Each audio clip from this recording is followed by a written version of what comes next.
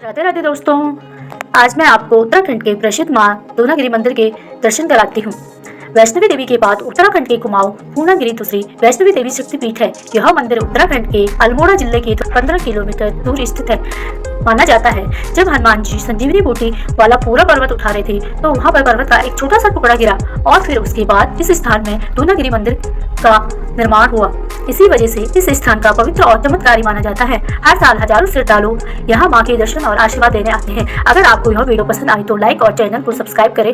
Comment में लिखिए जय मां दूनागिरी।